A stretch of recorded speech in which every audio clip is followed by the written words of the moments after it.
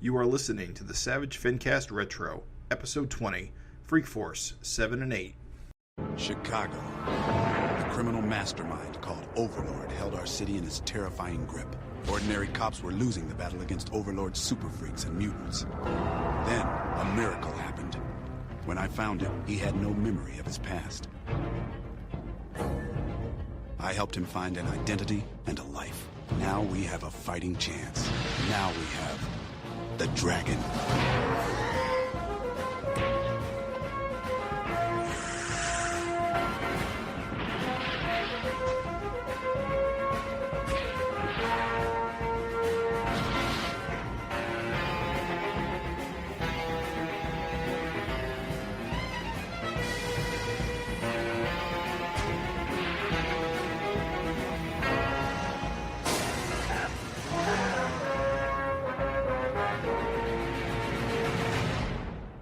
This is a Savage FINcast, the only podcast trademark that trademark brings you trademark.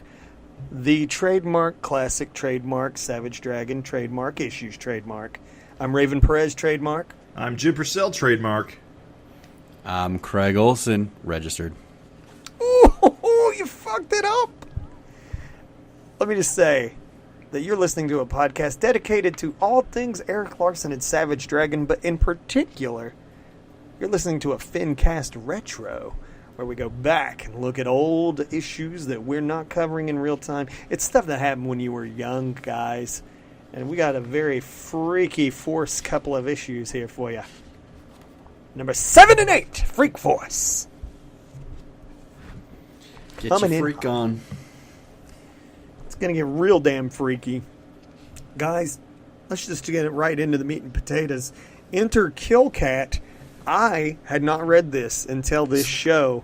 Let me say how incredibly weird an experience this was for me. Yeah. As someone who was just used to Killcat for years of reading Savage Dragon, to read his introduction here in Freak Force. This is this is the first appearance of Killcat chronologically.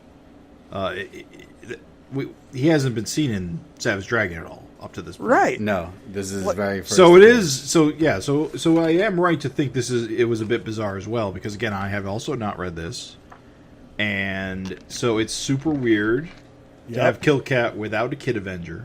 Yes. To be somewhat reasonably competent. Yes. If just arrogant. Yeah. He's definitely like a touch of silliness.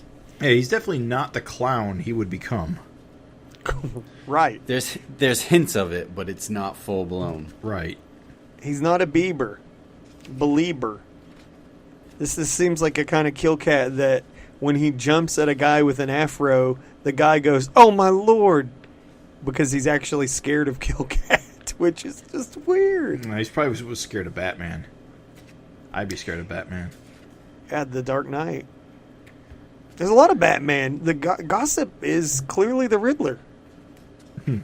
Good point. Right. Just even that splash page is clearly a Batman-esque splash. Looking down at the guys unloading the truck, his shadow is clearly a Batman shadow. You know, I mean, it's so obvious, but As I read, I kind of like it. It's as obvious as that big guy's chest logo. Yeah, the big guy's clearly got a Batman pastiche going on. That's definitely a hawk. No trademark violated. Well, also too, like just some weird things. Like clearly, Killcat kicks that big dude, and he oozes his fucking friends. Yep. One would assume to death. Yeah, generally. I don't see how you center mass like that. Not a good day. Yeah, those bullets are going through. But this is what I mean by like competent. He beats these guys up. He wins. Yeah. He doesn't bumblefuck his way through. Yeah, not on accident. and then he calls Gossip's bluff. You're bluffing. He's hard. He's hard, that Killcat. It's just completely. It's a little strange. I like Vic Bridges' take on him though. Like, yes, yeah. the way he looks cool. I think it looks really cool. And Vic slipping into more confidence, I think, with this issue. I'm slipping into the Vic zone.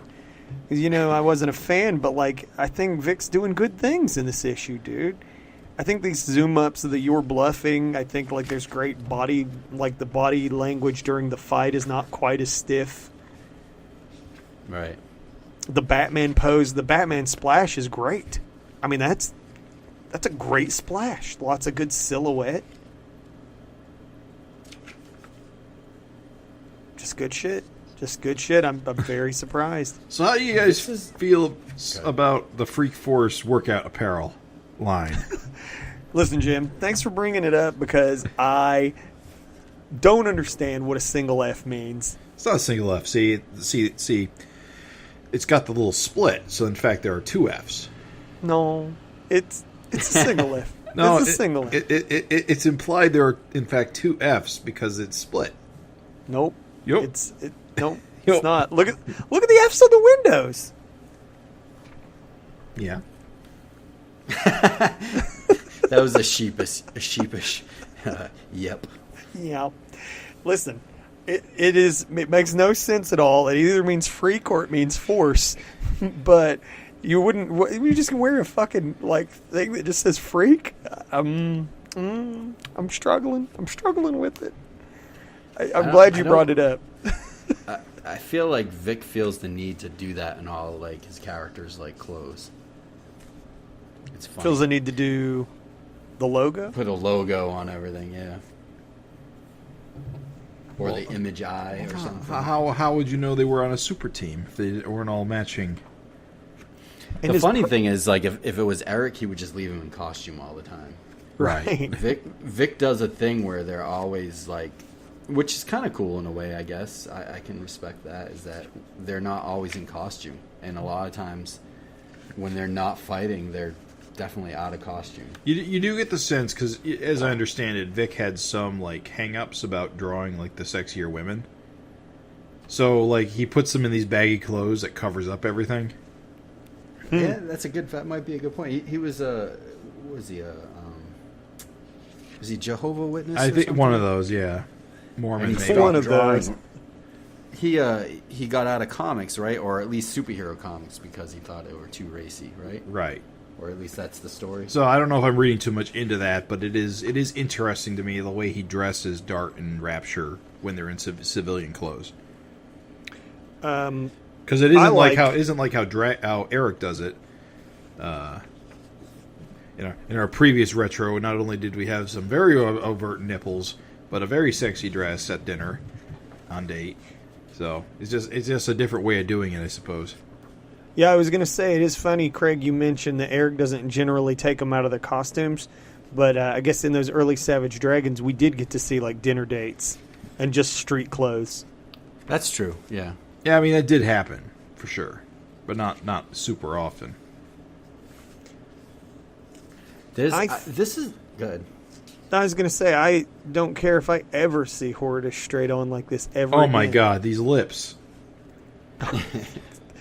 The thing is everyone has a worst angle, and that's her worst angle. Straight on, bro. Yeah, Can't deal. It's definitely one of those things that, Eric would avoid doing. Yeah. Well, yeah. That's right. Because I just think that some people just can't draw her, and I think Vic just can't draw her. The lips and stuff, it just doesn't come off right. The thing is Vic actually has some incredible Hortuses. There's some really good Hortuses later on. And like I said, I'm really, warming up to Vic's style. And I think Vic's getting better. But, whoa, there's some oogie Hortuses. It's so oogie, man. It's so weird. The straight-on Hortus. Yikes, my dudes. But characterization, I like that, again, we're talking about, Kill Cat getting introduced. This is stuff I didn't get. Here's a panel where Hortus is talking about, she's just staring out the window, and she's like, well, I was locked up, so sometimes I just like to, watch people go by and watch the world. And I was like, whoa, that's some characterization I never got. In the regular book, yeah. I never got that. It's so crazy how substantial Freak Force really was. And of course, it also teases something else going on that we don't know about yet, but is gonna probably pay off later. Oh yeah, Yeah, sure. this apparent super team moving in across the street. Right. So there's a lot of kind of things getting set up in this issue. I think this is one of the better Freak Force issues. Mm-hmm. Between this and then the very next page, you get some more setup. You learn that we're going to probably learn some more backstory between Ricochet and Barbaric. Mm-hmm. And where they're coming from. They've got some kind of secret that they're hiding from the rest of the team. And at the same time, we see Jerry, who we know as Jerry the Inhabitor eventually, and he shows up in Savage Dragon, and he's tied to it. And then, of course, behind the scenes, Chelsea Nirvana is kind of playing the fiddle, like just stringing everybody along and just is coming up with some kind of master plan. She just seems to be in the shadows everywhere. Yep. Working overtime, that Chelsea. I gotta say, I'm not talking about wild things and wild, sort of like weird things. Is it like these kind of like cybernetic, like Super Patriot tentacles? Dr. Octopus arms? Yeah. Just guarding the stairwell. And yeah. They're weird, I think. And they are weird because I actually kind of forgot. Because I thought they were still like the only money they have is coming from like that first big bus they had. Right. Yeah, they were like broke, Yeah, and and now they have tentacle armed security devices. That seems a little advanced. Yeah, I'm also a little confused on that. Did they have a windfall of some kind? Like, I know we missed. They have this headquarters, so something happened, and they got a headquarters. Right. Well, they got some money from when they beat, what was his name, Natural Disaster or Major Disaster. And that's what got them set up in the new digs. Right. But yeah, they definitely got some high tech tentacle stuff. Let me just compliment. Just in case someone opens the door from the rooftop. Let me compliment Vix Hortus in the panel where she's like, "Uh-oh," and on the roof there's an intruder. That's a good Hortus. Yes, I'm not just going to be shitty. And there's some good Hortuses on these subsequent pages too. Interesting that she's in like a bikini top and Rapture's in a dumpy t-shirt. Also, what's going on with her hair? Is she wearing a net? I guess that makes sense because she has so much fucking hair. And Barbaric's got the latest in the new Image line. Super Patriot, he just sleeps in his clothes. Right. And also, what I love is, like, Super Patriot also has these hentai tentacles. Just like, we never see this. I'm just saying. And what's funny is somebody in the letters was like, I don't like it. Like, what? Like, his arms behave weird and different. His dickle appendages. Yeah, dude. He's How about that weird? How about the weird dolphin sculpture in the background? Yeah, that's how you know they're into the money. They got that they got that Sea Life series. There's so many weird pictures. Like Vic Bridges cannot help himself of putting all these pictures in the background. Yeah, like, definitely. Like the one with the eyes. Like, what is that? He definitely populated their world sparsely and weirdly. Very sparse. He was more of an outdoors guy for sure. I feel like a lot of like Vic's panels are just like the same angle. Like, it's a straight on. Yeah, it's the dead on, the toy angle. Yeah. You got to move the camera, dude. You got to have weird angles and stuff. I mean, he does put his characters in weird positions. Like when Ricochet's hopping in, she's coming in at an odd angle. Yeah, I guess that's the only one. So here's the thing. All right, you see this bit where Barbaric has Killcat by the head, and Mighty Man comes in to slug him, but he misses and hits Barbaric instead. Mm-hmm. Yeah. Am I crazy, or does Killcat have like a luck-based power? I don't think so. I for some reason I thought that was a thing, but I guess maybe not, because it seems like it was like how he slipped free and made that happen seemed really convenient.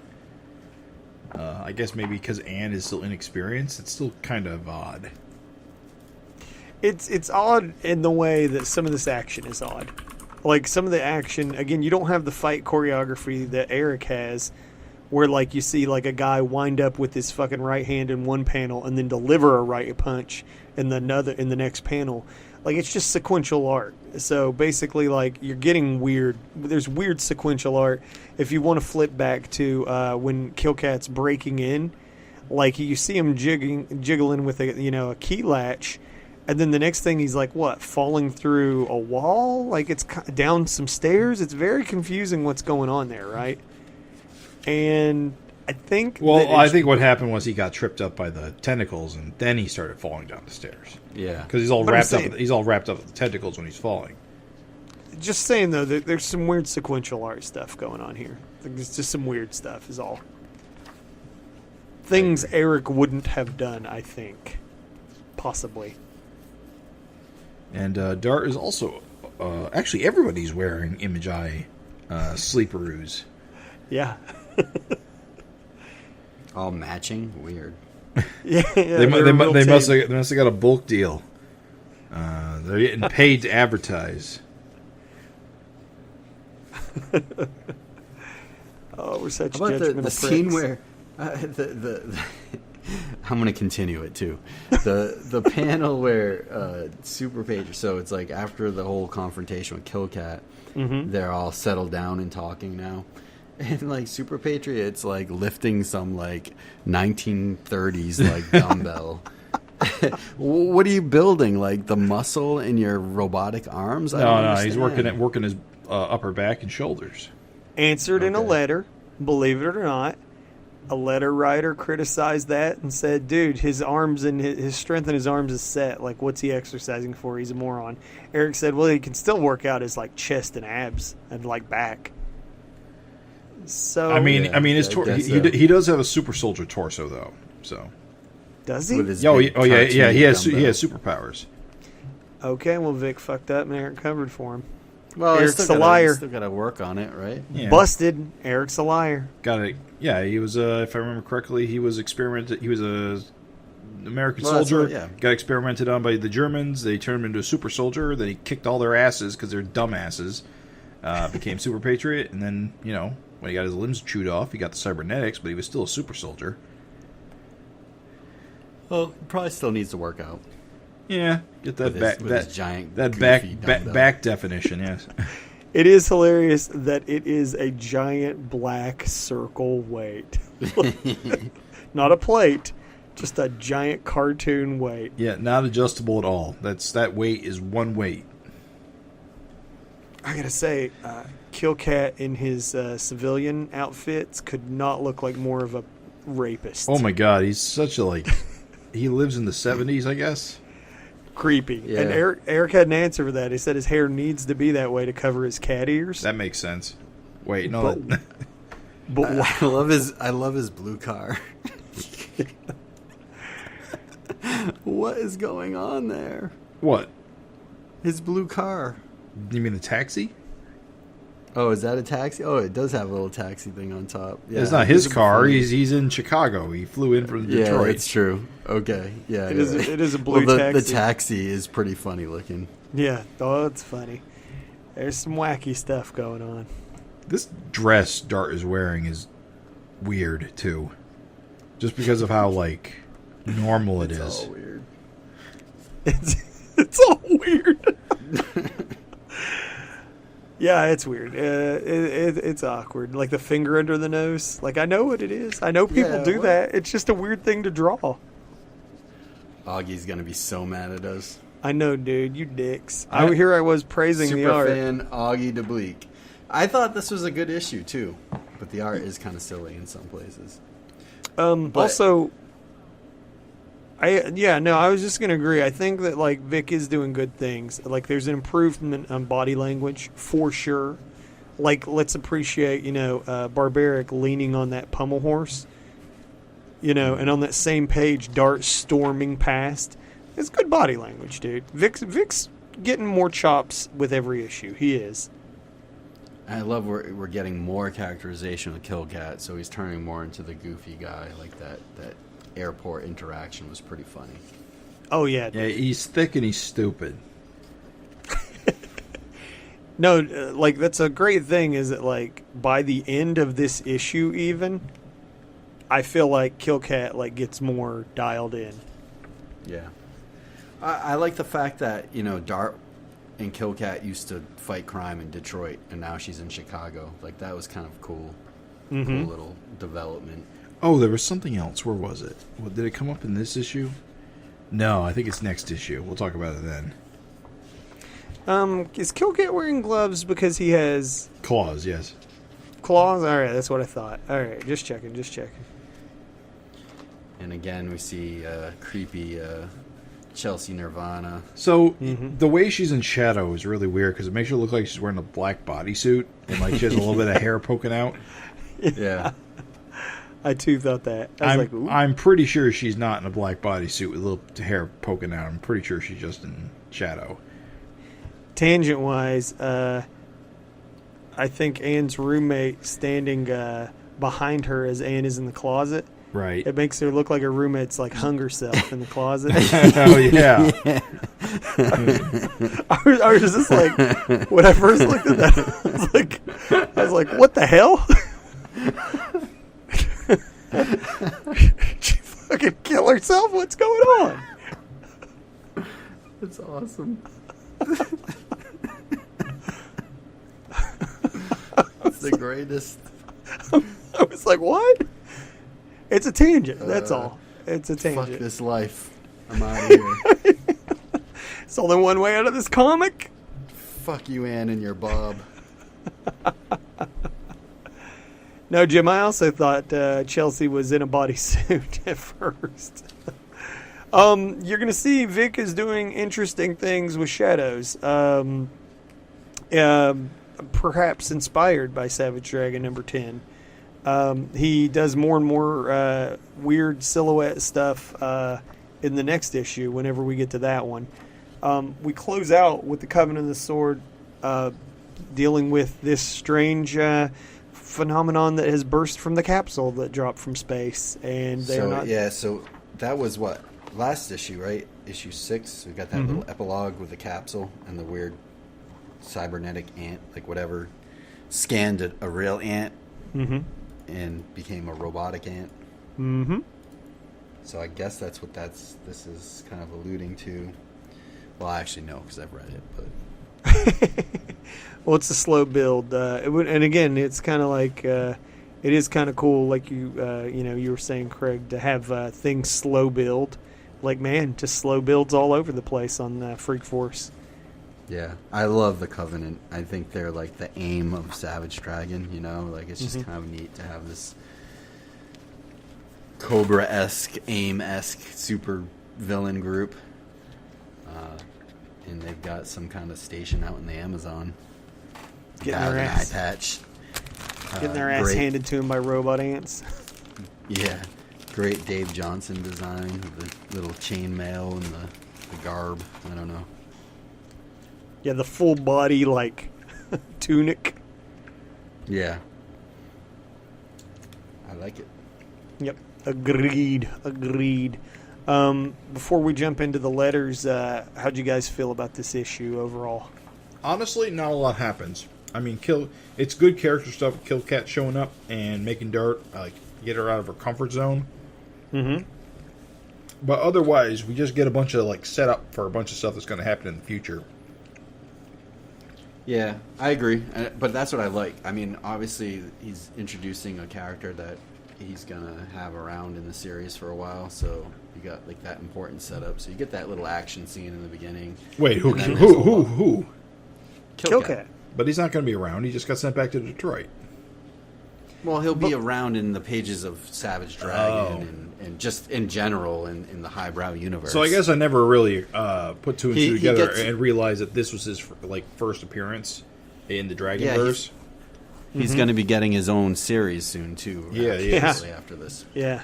And I guess that would be where Kid Avenger comes from. Yes. Yep. Yes. I guess that's why I always assumed they were a duo, because that's when the first time they show up in Dragon, they're together already. Yeah, to me, again, Jim, like, I'm in the same position you were. To me, by the time I'm introduced to them, they're Killcat and Kid Avenger. And then, like, so it's just very, like, weird getting it in reverse here. But, yeah, that's absolutely the chronology. And, like, he even, like, tells someone in a letter, he's like, oh, yeah, Killcat is going to be having his own Deadly Duo, like, series, and it's going to have Kid Avenger, too. So it's funny because, like, he absolutely, like, knows what's going on. Like, he's got plans for this stuff. It's coming. It's just, in this very first issue, here he is all alone. He's heartbroken that Dart left Detroit, and that carries on to this day. Where he's well, I guess not to this day because Dart's not Jill anymore, but for a long time during the series. But yeah, so that's important introduction of Killcat.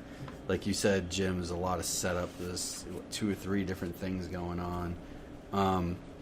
One thing that we didn't touch on, which is another setup, I believe. Let me see if I can find. So we didn't talk about the conversation between Rapture and Dart, and Dart's like making a point that there's like so many more supervillains in Chicago. That is in this issue.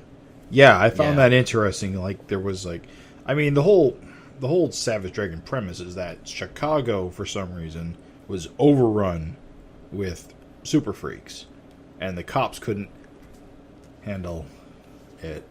I'm just repeating the intro song. I wondered why you were winding down like that. I was like, Jimmy, okay? breathe. But that was like the whole thing about Dragon, is that they finally got a superpowered cop who can fight them. And I don't know if there was ever really an explanation ever given, although there was. Yeah, there is. And we'll talk about it in issue 8 of Freak Force. You start to learn, and Freak Force kind of develops it, and the pages go. The story continues into Savage Dragon, but if you've only ever read Savage Dragon, you miss that chunk. And so that's why kind of reading Freak Force is important. Yeah, I'll say that. I'll say that I actually, even though it could be argued that not too much happened, I really liked the characterization going on here. I really liked seeing, like, Hortus, staring out the window because she'd been locked up. I really liked seeing, like, Dart and Killcat's, initial interactions. Just, like, I don't know. It's not even their initial interactions. It's, they've known each other for a while, so it's like they're seeing each other again. Yeah, there's a lot. So just to kind of piggy on that, it's the Killcat kind of intro, learning about him and Dart. It's Dart and Rapture talking about why is Chicago of all places overrun by superpowered beings. There's this other kind of FF type. I don't know if there are other like superhero team or what that's moving in. There's the secret between Ricochet and Barbaric. That's a big deal that they don't want other people to know. And then Jerry the Inhabitor shows up on the scene, and you're like, there's some tie-in there. So it's a lot, There's just a lot that's going to pay off over the next few issues, or through the series, actually. And then a callback to the Covenant of the Sword. Yeah, and Anne's got a bad feeling about, like, Chelsea Nirvana. It's good. It's good stuff. Yeah, and Chelsea's continuing to, like, put her plan together. I think it's good. I think this is a pretty good issue. A lot of shit was going. A lot of irons in the fire. The letter section, I just got, like, medium-sized notes compared to issue 11, like a little bit less. But basically, largely everybody was blown away by the Mighty Man reveal. We talk about, like, how, I think we talked about it in the last retro, like, how would people feel? People were fucking pretty flipped out. They were kind of shocked by it. Vanguard's Wally was Eric revealed that Vanguard's Wally is named after Beaver's brother Wally Cleaver, and Leave It to Beaver. That makes sense. Yeah. And Eric points that out in a letter that is referring to all of those retro TV shows like Green Acres and all that stuff, which we were poking fun at. Eric states he came up with Mighty Man's origin, and it was Keith who came up with Raptures. So that's kind of weird and interesting. There is a writer who struggles hard with Anne being Mighty Man, compares it to Whoopi Goldberg being possessed by Patrick Swayze in Ghost. What? You remember in Ghost when like Whoopi Goldberg gives her body to him and she dances with Demi Moore, and it's like, and then they kiss. Like, I don't remember. Probably sounds so right. basically they kiss, but then the whole thing back then was like, oh, but she would have been kissing Whoopi Goldberg. Of course, you know. Oh my God. Right. Well, this writer, the letter writer, he's like, oh my God, scary. Scary. Anne is Mighty Man? Scary. I was like, oh, it's so funny. And this is, dude, I got to give a special, this letter felt like a gift from the past to our present. One incredible letter writer suggests that Ann Stevens could ejaculate as Mighty Man and artificially inseminate herself as Anne to get pregnant with Mighty Man's baby. And Eric actually responds to it and says it is possible, but the baby would kill her because it would be super powered. Oh, that's unfortunate. Isn't that insane? I never thought about this. As sick fuck I'm as my mom. surprised you've never thought of it. I don't know. I guess I assumed Mighty Man was sterile because he's magic. Yeah, I just thought he wouldn't. I just thought he wouldn't shoot. I fully expect a Facebook post of Raven's words of wisdom relating to this. Bro, I again, like Jim, Well, I just if he can piss, so we know that. So I assume he's got all the biological functions of the world's what's funny is mightiest that, man. like, didn't we only ever see him pissing in Freak Force? Yeah. Yeah. So I didn't know he could piss until this year. You know what I mean? So it's like, to learn that Mighty That's Man... why Anne was so, like, didn't know what she was doing in the bathroom. That letter, as soon as I read it, my mind was completely fucking blown. I was like, whoa, wait a minute. What? And the fact that Eric actually acknowledged it and was like, yeah, it's possible. I am pretty sure that Mighty Man, as Mighty Man, has not had sex. If only because it would be very dangerous. Superman can do it. Superman plows Lois regularly. True. Dragon plows women all the time. And he described the world... That's he true. described the world as being made of bubbles. So it's like, come on. When you go to, like, touch a baby's soft little head, do you just explode your fist through it? No. I'm saying you know how to hold back. But babies are a lot Sometimes. tougher than they look. Is that the Fontanelle? Oh, God! There goes another one. Boop! Just don't let me touch your baby's soft head. I can't do it.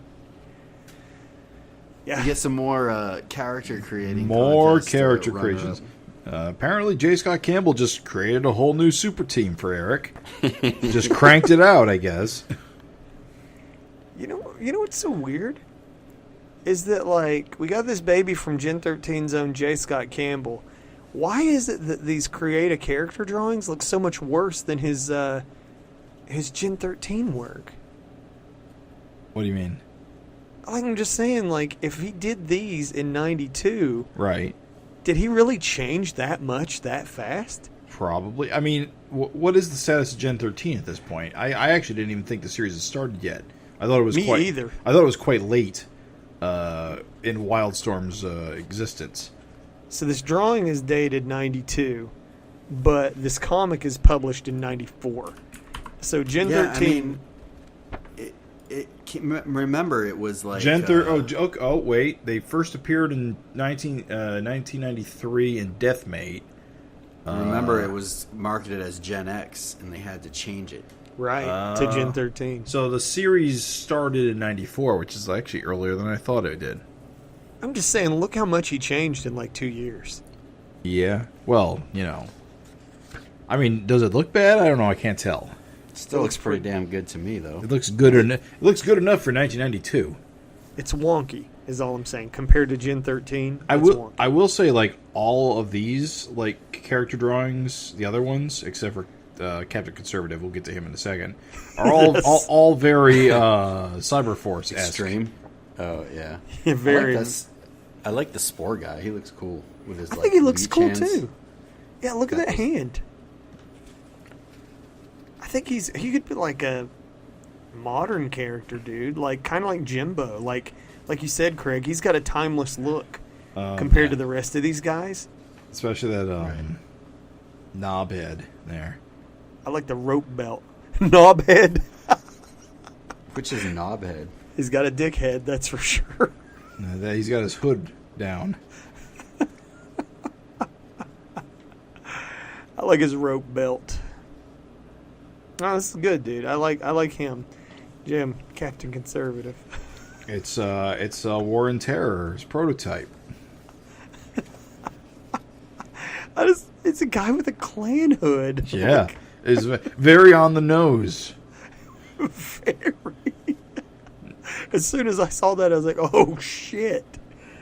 Wow. He's got the Patriot stripes, and he's got a bat for some reason. Mm-hmm. Or an eagle, I guess. I'm sure he thinks he's a hero. He himself is a hero. yeah. Hero of his own story for sure. You know? Yeah.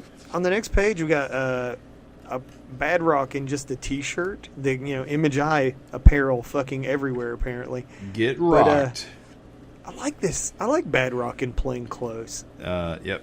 This is Jason Pearson, right? Because that's who's I Yeah. guess doing the story. Yep. Yep. It's pretty cool. It's pretty good Bad Rock. So Spawn 23 is the FBI, CIA, or the police who will reach Spawn first. The conclusion of The Hunt, written and drawn by Todd McFarlane, 195 only from Image Comics. It's crazy because Dragon's only on issue like 10. Yeah. Because Eric did the miniseries and then took a little break. Yep. And Spawn's already on 23 at this point. I actually thought McFarlane stopped drawing Spawn a lot earlier than this. Me too. Like, what's up with this? I think he stops at 24, I think is when Capullo. The very next issue. I think so. It's around that time.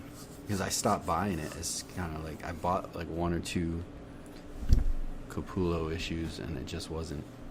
It's definitely not the Capullo art that he draws now. Yeah, Capullo, a madman. So A strong-armed madman. So there's WildStar ad for the Sky One trade paperback. Mm-hmm. Not really notable except for the fact that on the top it promises every page, cover, ad, promo, everything. So it's promoting that the trade will have all the ads. Yeah, isn't that weird? That's weird, right? Like, I guess all the WildStar ads, not like the ads that were in the WildStar comics. It is a weird thing to advertise. Will this page be in it? I have to ask.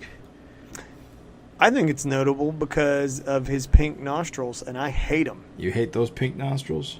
Fill them with red. Okay. Fill them with red. I hate the pink nostrils. Or gray, or something. Or not have them. Or not have them is also 100% acceptable. Well, wild ones, what are you waiting for? All right. I was just going to say, do you guys like the ombre effect on WildStar's logo? Umbra? Ombre? Oh, Like sort of sunset-y look? Oh, you mean like the... Okay, so here's what I associate that with. Uh-huh. That's what the Bigfoot monster truck logo looks like. Yeah, it's like State Fair t-shirts. It's like it's supposed to be like reflective chrome. Yeah. I don't Like know. if instead of WildStar, if it said Together Forever, I'd been like, yeah, I can see it. You moving right along. Freak Force 8, look, I want you to note two things on this, okay? For one, this is a deceptive cover. Does it lie to us? Super Patriot in peril. That's the proposition here. For two, we got Barbaric almost completely in silhouette. Just take note of it. At any rate, moving right along. It's a pretty good cover, but I just think Savage Dragon as a series doesn't have a lot of, false peril. You know what I mean? Usually, the scene is pretty well represented in the comic. Also, sometimes I've definitely seen some. Also, Vanguard is here. Yes. That's a good-looking van. Weird because he's not so gigantic. Yeah, he's not more stupid buff. Yeah, he's more proportionate. But that's a good Dart and a good Mighty Man. A real good Dart and Mighty Man. So, I want to bring the attention to the credits page really quick. Yes, sir. There's something very notable here. I think this is the first appearance of the Highbrow logo. Or at it least, absolutely is. Or the first time we've seen it. Yeah, we're a little out of sync in the Dragon comics. He addresses it in the letters page, my friend. Okay. Yep, this is the debut. First highbrow. And Josh Eichhorn is a leggy supermodel. One's got to assume he made it to Dragon's Heaven. Nice. Mm-hmm. A bevy. One of the bevy. One of the bevy, dude. Just up there getting plowed. By Dragon. Heaven. By Dragon. Well, it's Dragon's Heaven. It's not Josh's. It could be Josh's hell, for all you know. So, right off the bat, something has changed with Vic. The panels no longer have drop shadows. Not for long, my friend. Not for long. They come back. I want to point out, there appears to be someone's phone number there. Did anybody call it? Let's dial. Let's call it now live. Just kidding. Call Scott. Copyright Larson. 201-843-6997. You just call him and say, hello, Scott. Yeah, I'm doing a podcast. You probably get this all the time, I'm sure, but... Where'd I get your number? Freak Force number 8. Yeah. What the shadows aren't here, and it felt good for one. I was like, cool, moving past it, putting that in the past. Look, guys, this guy has got an incredibly strong jaw and broad shoulders. Yes, I believe this is the dude from the Super Patriot miniseries. Jake Farrell. His sister was, I think his sister is the mother to Justice and Liberty. Damn, Craig, how do you remember all this shit, bro? To me, Jake Farrell is so nondescript. There's nothing really... Yeah, he's military man. There's nothing really super visually, Government suit. Memorable about him. Well, he's a government worker, like Jim said. You'll see in, the Super Patriot, Liberty and Justice, that because Super Patriot doesn't know about his kids until they get older, and he kind of helped keep them a secret, I guess. So, he's got some backstory, and it's tied in a lot with Super Patriot. So it's kind of cool to see some, cross appearances. Mm-hmm. I would like to point out that this is a comic made in 1994. Extreme magnification is literally something Adobe is only just now starting to make a reality in 2021. Just a little funny technology thing. These panels are so boring, though. Yeah, it's a yawn, dude. And then we immediately get to a pretty fun page. This guy about to jump, to his doom. Again, we got more perhaps Spawn-inspired lettering. Just all different colors and shapes and fonts and word balloon outlines and shit. Where's Jerry Rivers? Where are those TV people? The Detonator is a pretty funny looking guy. Yeah, dude. I love that his power is that he explodes if he jumps, right? he Yeah. hits the ground, and it's like, well, how do you know? They even make How do you that know joke what in his this power issue. is? Yeah, I know. It's like, how do you know that's his power? And it's like, we don't. We just have to assume. Get a load of the assholes in the top panel. They're like, jump, jump. Yeah. It's like, are you kidding me? What peckers? By the way, Freak Factor. Too busy. So there's a hint to who's coming in next door, right? Yeah. 'Cause it was an FF. You got And us in. then, I mean, if you look at the dialogue with the detonator and what his issue is. It's a Johnny Redbeard creation. Right, and so, we saw him in Megaton Man versus Dragon, and now it looks like he's coming back, and it kind of gives you a hint to, like, what the whole hubbub is with all these, like, we don't know yet, but as Dragon fans, we know that he gives people superpowers, so that's going to be tying in with that whole why there's so many more freaks in Chicago. I gotta say, this again, talking about sort of fun things that I feel like you would never get in Savage Dragon. And again, I kind of enjoy it. Is Rapture going undercover in disguise as a reporter In her school marm outfit. Right. Well, just so Out of that nowhere. Yeah, just so that she can get close to electrocute the guy. And I'm like, I like it. That's the kind of thing that I feel like maybe you would never see in Savage Dragon. You know what I mean? It is just kind of funny, though. She just appears in it. I've got a plan. She jumps in a telephone booth. Freak Force still kind of a shabby team at this point. Like, Mighty Man's nowhere around to fly off this guy. They don't really know what the hell's going on. Like, they show up and, they're like, well, I guess we should, I don't know, let Rapture go electrocute him. How funny is the panel where Rapture's marching off and Dart's like, you can't go. And then you see, Super Patriot's arms extended. To grab Dart. Yep. I like the extended arms. I think that's good comedy, dude. I think it's funny, again, Vic confidence growing. I think it's funny body language, and I think it's funny just to have the off-panel arms. Yeah. And again, is Super Patriot using his tentacle arms. Oh, those tentacle arms, bro. The hentai powers. He's stretchy like Mr. Fantastic. I don't like them. I don't like those arms. No. They dissatisfy me greatly.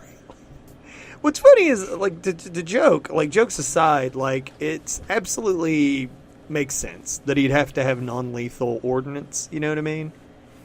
You can't just make guns and only guns. That cannot be really literally what you are. But it's just, and also too, by the way, I think it makes very practical sense. We talk about what a cool visual it is to see Super Patriot's arms and legs grow so long and creepy like a spider. Right. So it makes perfect sense that his arms can come on out into these long coils. Just weird. Like I said, this is my first exposure to it. My knee-jerk reaction is, man, that's weird. But it actually makes perfect sense. It's just fine. Jokes aside, it's only weird because I've been exposed to Super Patriot for almost 3 decades and have never seen this. That's the only reason it's weird. So I'm actually fine with the hentai tentacles. I just think it's funny that we're still reading a character in his beginning days where they feel like they can experiment with Super Patriot's powers in that way. I feel like if somebody did a Super Patriot series now, and they had him whipping out the hentai tentacles, I feel like Eric would be like, nah, we don't do that. I agree. How about this? Vic's Vanguard is pretty cool, and it's a weird alternate costume with no I'm headpiece. not What sure. is all the backstory? What is the explanation for him not having a helmet? I don't recall something. anything happening in Savage Dragon or the Vanguard series as to why he wouldn't have his helmet. Right. I was curious. The suit is doing the translating, which is why his words are so bad. His Santex is really bad. Yeah. But it's kind of like, what is the story there? I mean, yeah, I can't remember I why mean- he has like the different suit. I mean, it also makes him look the most like Superman yet. Yes. That's great observation, dude. I was going to say, this is... Because honest to God, Craig, until you said that Vanguard was like, ugly Superman, I never made the connection. But like, holy shit, bro. He's Superman as hell in these pages. Yeah. No, he definitely is. I think that Vic does a good job pulling off semi-handsome Vanguard, because although he is kind of ugly in a way, he's not like some people just draw him completely hideous. Yeah. But he still has some kind of like alien handsome features, like in a way. It's like really hard to. I think of all the characters, Vanguard is kind of the hardest to pull off. Agreed. Of Eric's characters. Yeah, I think you really nailed it when you said that Vanguard is handsome but ugly. Like ugly by human standards, but not hideous. He's not like a Right. mutant. And I think a lot of people get it wrong, but yeah, you're right. Vic's absolutely nailing it here. Although, it's completely undone by the "how do you suggest we do that, Jake?" dart. Whew, that's a rough dart. Yeah. That's a rough dart. This helicopter's cool. I like this weird helicopter. It's definitely loaded up with missiles and junk. Yeah. It's a murder copter. And I also like this splash page with the giant metal ant in the foreground. It is interesting that this threat is like a nano swarm that's like consuming material to make more of itself. Hyper evolution. Yeah. Like I like that as a. This is actually like a really cool villain concept, and I want to say that this, like with Absorbing Junior, like this is like the kind of thing that as a reader I was just like, oh yeah, man, like their thing is like hyper evolution. Like that's really cool. They're like a little Borg.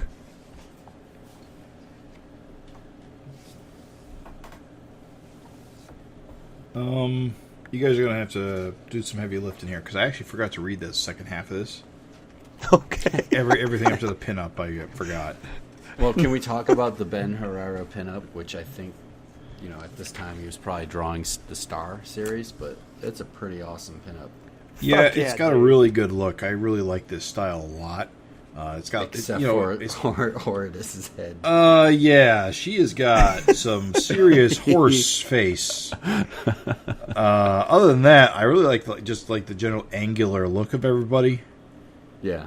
Well, here's what's so funny. I'll totally agree with you guys that I think that this is fucking awesome as far as like the use of heavy black is just incredible, and I think this is one of the best Super Patriots outside of Dave Johnson. Yeah. And I will say that I love Horridus's weird dinosaur head. You do. Yeah, I don't love it like I want like Eric to start ripping it off, but I'm just saying like, at first when I looked at it, I was like, oh, I hate that. But like, it's a dinosaur. He's clearly like inspired by like a dinosaur, and that's cool. I think that's neat. I think the weird part where there isn't really her head is that her body's kind of contorted, so she like looks really thin. Yes. Yeah. I think Oh the- yeah. The where- head just looks too big. Yeah. I can't defend that. You are Dude, correct. Barbaric looks so badass, though. Yes. Fuck yes. Mighty Man looks fucking badass. Yeah, they all look good. I love it. Very good. Totally kick-ass. And as you notice, this is the first pinup. Those 90s mid-issue pinup. This is the first one for Freak Force. Is it? Yeah, you're right. Well, I noticed they had stopped in some recent Dragons. And it's funny because in the letters, he's like, yep, you like it in the other issue, so we brought it here. And I was like, oh, it's cool. So, yeah, mid-issue pinups. I'm fucking down for it. Did you guys get annoyed trying to read the Vanguard dialogue, which I understand is like that because his whatever communication processor translator is broken, but it got so annoying to me trying to get through it. I'm okay with it. like, I think it's kind of like it's necessary. I think maybe to like really show the importance of the helmet. Yeah. But again, not knowing why Vanguard was without his helmet when his suit does such a shitty job translating, it's kind of like, well. Yeah, I should have did some more research. It probably happened in like, I don't know, maybe in his own series. I don't recall it at some point. What's that? I don't recall it. Yeah, it's something where his headpiece got damaged. I mean, don't you remember for a while? Didn't what's his girl Roxanne have his headpiece? You're right. I'm remembering that Roxanne Yeah. had his helmet. I bet you this lines up with that for some reason. Good point. I'll have to go back and look. I also don't remember this like symbol for his people. Yeah, very weird. The little like chest symbol. Yeah, and It's even suddenly on the they have, ship, like, too. Yeah, they suddenly have a mini ship kind of thing, which is weird. Yeah, very bizarre, very weird. I think again, Vic's body language getting more and more confident all the time. Like, the pose of Super Patriot being like carried by Vanguard as he's flying, and then like Barbaric just sort of swinging wild and looking scared. Good stuff, dude. That's good. Like, that's way more competent than Vic could have done, like at the beginning, even of this series. I gotta say though, I'm kind of bored with these like ant things. Like, really, they gotta be ants Already? Yeah, This is their debut. They could be anything, and they gotta be ants. No, they I'm okay with it. They don't seem to dude. really pose a major threat. It just seemed like a big dust cloud that are clearing things. They killed thousands and thousands of people. Like, Yeah, it's great, he but- tells me, he's like, dude, he killed all, like, the ants already killed like 1,000 people here, 2,000 people here. They're heading for like this city. Like, they You don't murder really- people. You don't really get that threat reading this, though. You see like one or two ants here or there. I don't know. It just seems like they're using giant spaceships and guns to blow away a few ants. I don't know. The threat doesn't feel. I will agree that the threat is not very well conveyed. There is even a page where they check in on Barbaric, and he's like, the sound effect is stomp, stomp. How are you doing Barbaric stomp, stomp? And like, dude, there's no ant. There's like one little ant in the side. It's Right. I think Like, Vic didn't do a good job of conveying the destruction of the ants. No, they should be ants like crawling all over people and cars and stuff. I don't know. Human They should bones. just- Like, Yeah, let's yeah. put some human bones. Like, we just reviewed Savage Dragon, where Cutthroat's like slicing up like people in stores and stuff. And you're right, there could definitely be some like human casualties shown. Instead, it just looks like a bunch of abandoned buildings and ruins and shit getting fucked up. Yeah, that's my main problem. I like the ants as a concept. I'll agree with you that the carnage is not well conveyed. By the way, when I said that there was an amazing Horridus, get ready. The Horridus that is sitting in the seat like a kid, like a little kid, that's one of the best goddamn Horriduses ever. That is such a great, like, the body language is so good on that Horridus. Yeah. Where it's like flying eyeball, spooky. So good, dude. Wally? Yeah. Yeah, but it's also too kind of like, I think a little bit of a bummer where they're like kind of talking about how how little action the girls are getting. And it's kind of like, well, you're mocking it. If you're aware it's a problem, just don't do it. Like, write them in something different. You know what I mean? Right. How fucking crazy is it that Super Patriot thought to like shoot ants? When you think about it, right? Metal ants. So you said the Drop Shadow returned. You were talking about later in this issue, right? Very Yeah. soon, dude. Like the panel where the detective is like talking to Dart, and like Barbaric is most of the background, where the dudes are like, jump, jump. There's a shadow on that border. Hold that's a on. lot. Let me go back real quick and just see that, because I thought... Thick border on the helicopter. Shadow behind. There's a giant shadow in the center of the page, All right, right before the pinup. Okay, but those aren't drop shadows. Oh, Well, okay. drop shadows in the second to last page. These are like borders. These look saner Well, look choices. at the second to last page where Mighty Man discovers the orb. Second That to has last drop shadows. page. Okay, you're right. There are drop shadows in the last 3 pages. You're right. Okay. Yep. Couldn't help himself. Because I thought you were talking about, if you go back 2 pages before that, when you see the page right before the spaceship is shooting the ants. There's like a big black rectangle behind those panels, but it's also not really a drop shadow. Right. Nope. So he's still trying stuff, which I think is better than the drop shadows, because the drop shadows are just freaking weird. Yeah, I think all of those like solutions, like thick border, large central black square, are all better than the drop shadow. I don't know why the drop shadow is just so unsuccessful, but it is. It's just weird. Like look at the second to last page when Mighty Man discovers the orb, and instead of just having his the last panel on that page, instead of just having his head within the panel, it comes out of the panel. Yeah. It just seems weird, like a weird choice. Yeah, it's weird. For sure. Yeah, and then the big reveal is Cyberforce. And Force versus force. Vic does a pretty good Cyberforce. Like his Ripclaw is pretty good. His Striker's pretty good. Yeah, it's not bad. I like the idea of these guys bumping into each other. I don't know who any of these people are. It's Wolverine and Cable. And Colossus. Yep. And Psylocke. Yep.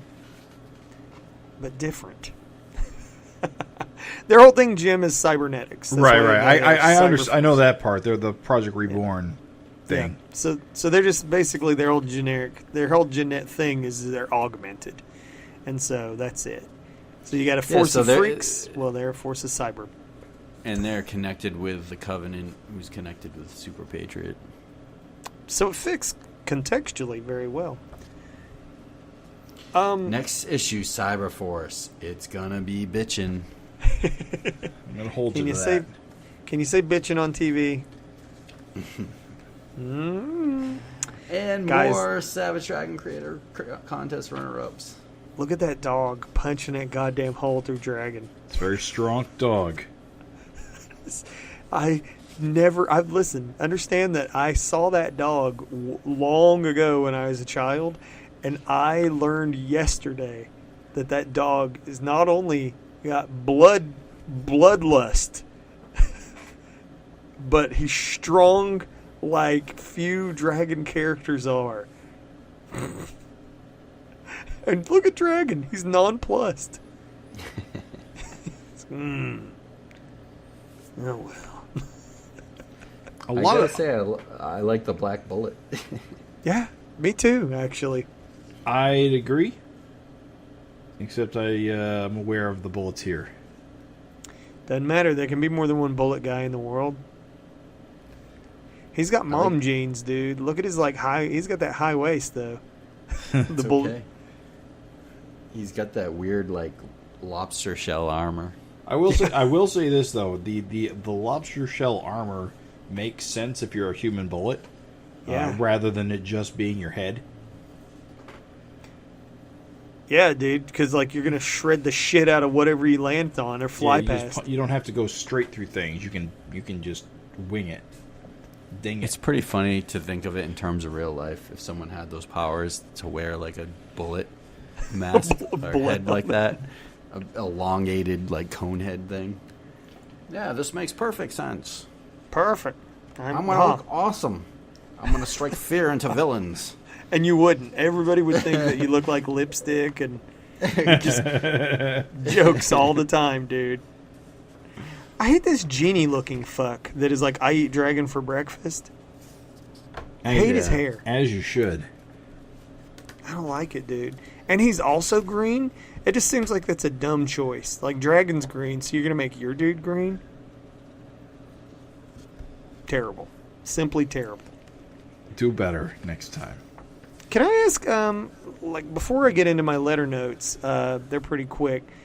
Has there ever been a proper Dart logo? I know, like, there was the Dart comic. There's the Dart comic logo, which is as good a logo as any.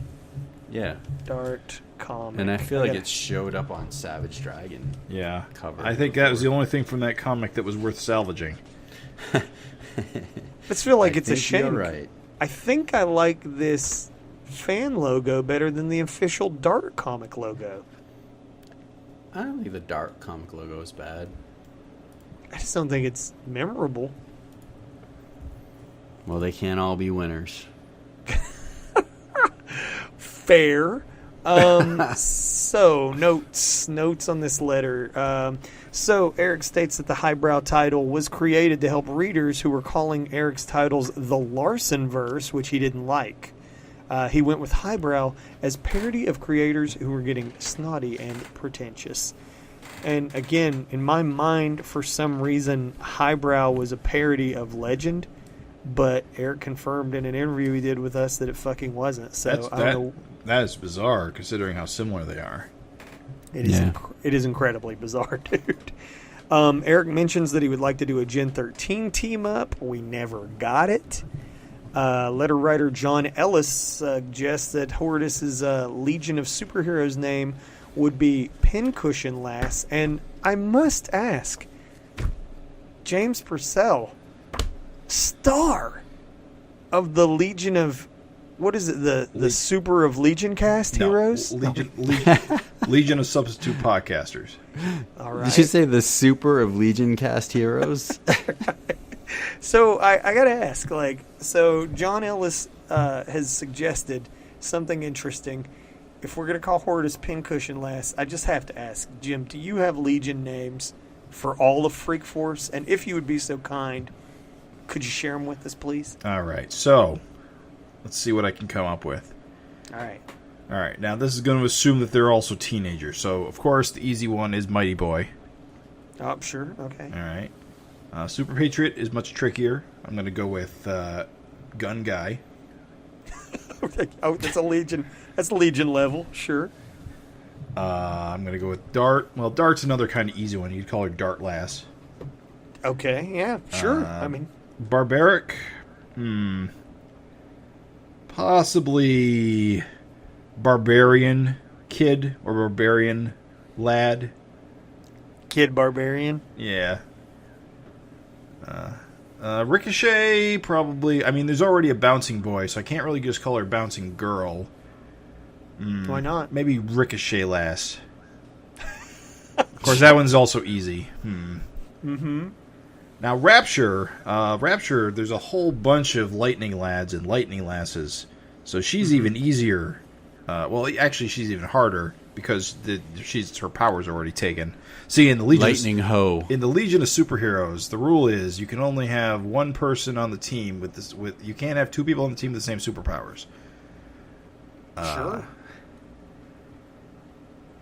So I'm gonna go with.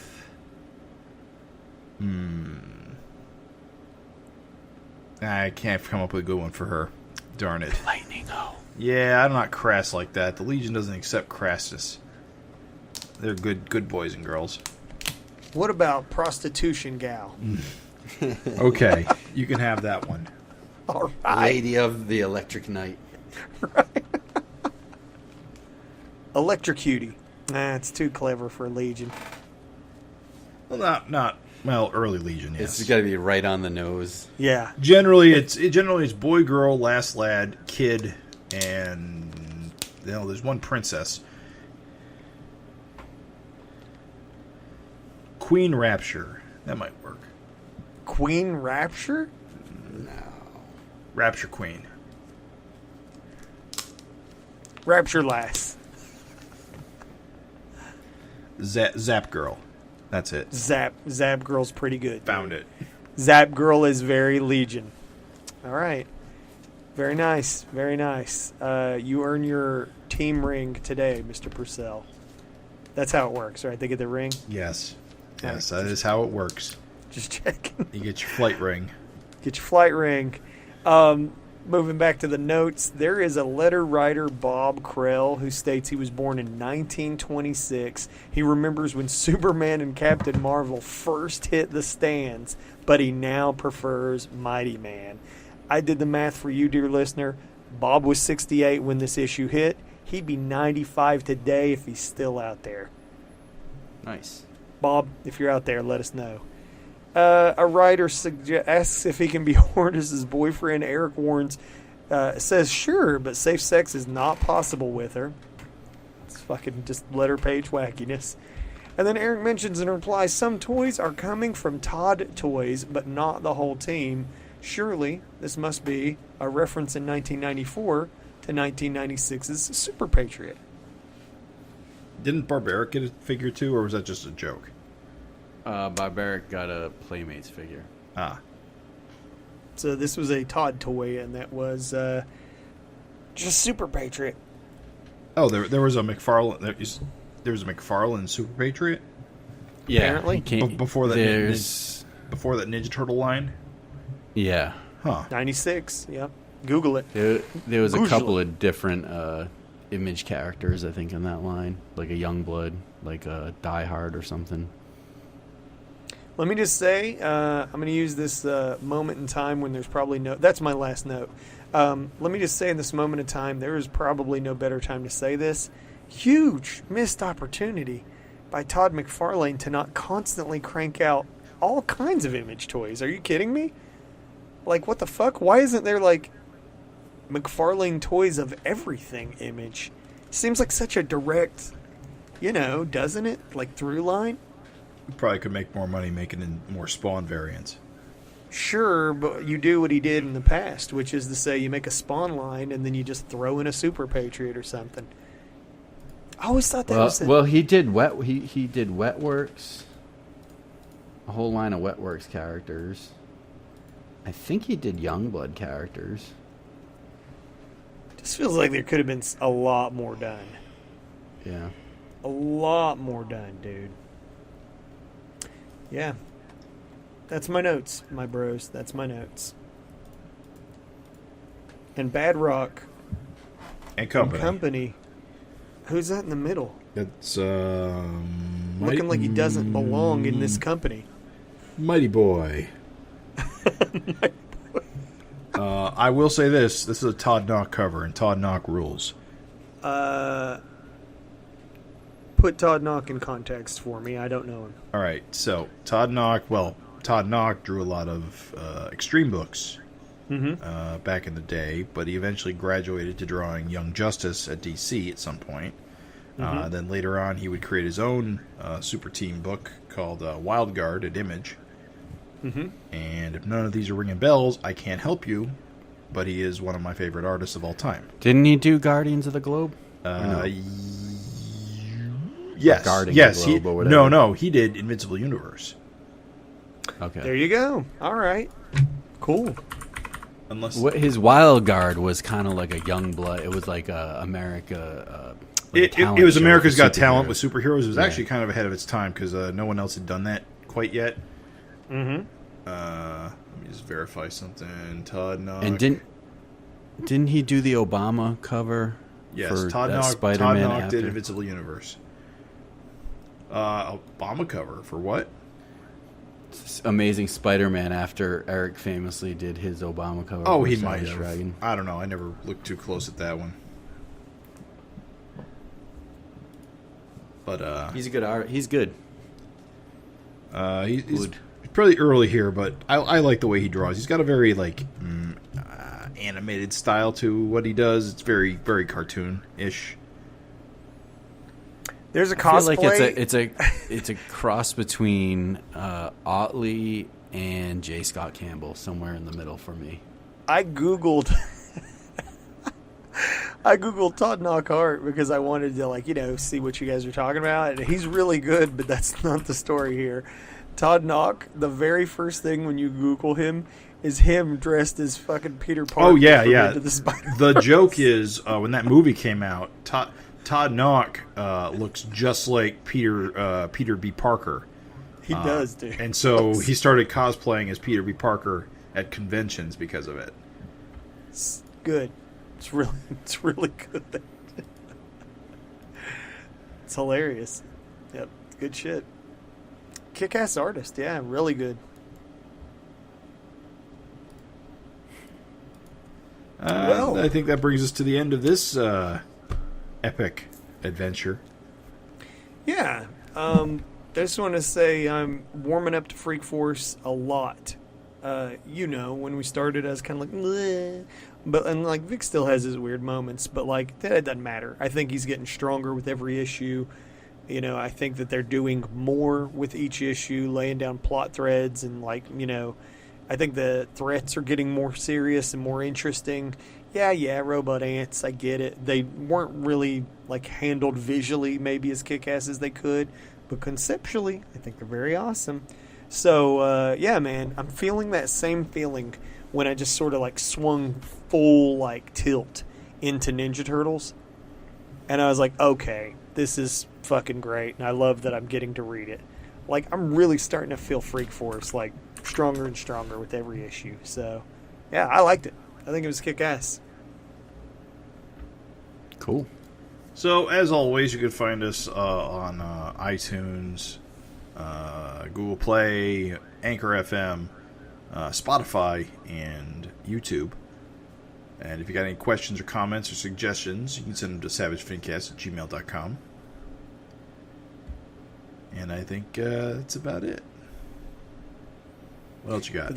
For the sake of brevity, yes. That's all, folks. Do.